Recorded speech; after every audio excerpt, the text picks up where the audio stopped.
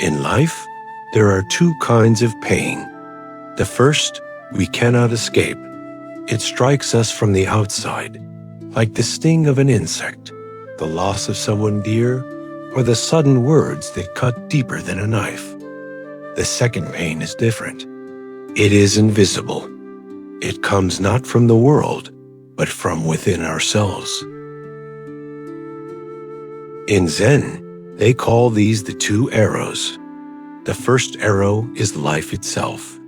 The second arrow is the one we shoot into our own heart. This is the story of how a little leopard learned to see the difference, and how you can too.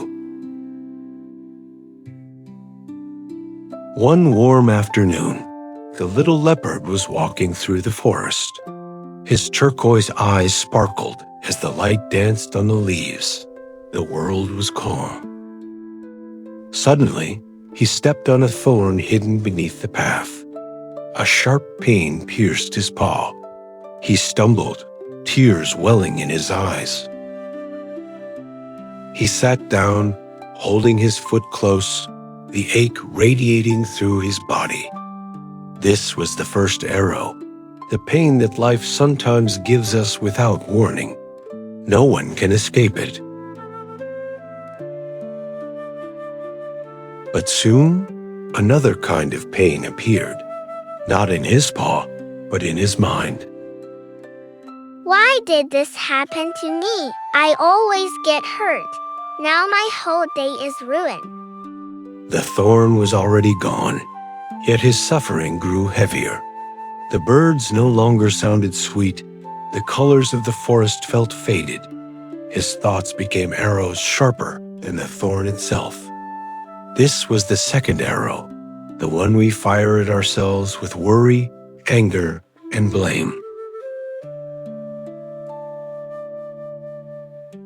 That evening, the little leopard limped to the edge of the forest where the old Zen bear lived. The master sat quietly in the glow of the setting sun, his large frame calm and still. In his paw, he held two arrows. This one is pain. It belongs to life. No one can avoid it. And this one is suffering. It is the story we tell ourselves. The fear, the anger, the judgment. We fire it into our own heart again and again. The first arrow is not your choice, but the second arrow is always your choice. The little leopard listened, his turquoise eyes wide. For the first time, he understood.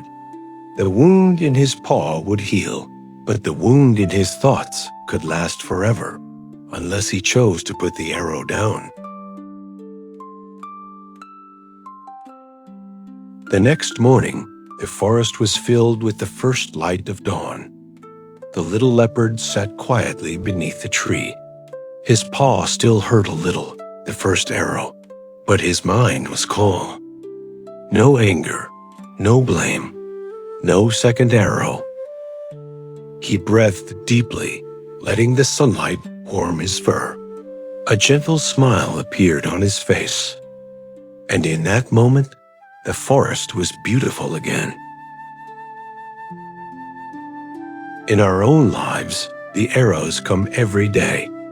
A harsh word, a failure, a disappointment, an illness.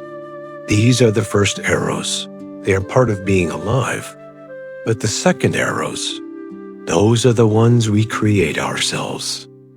When we replay an argument again and again, when we carry anger for hours or years, when we blame ourselves, when we imagine the worst, when we refuse to let go.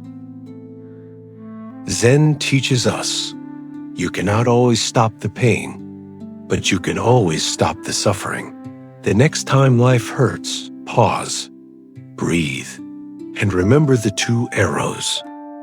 The first arrow may strike you, but the second arrow is optional.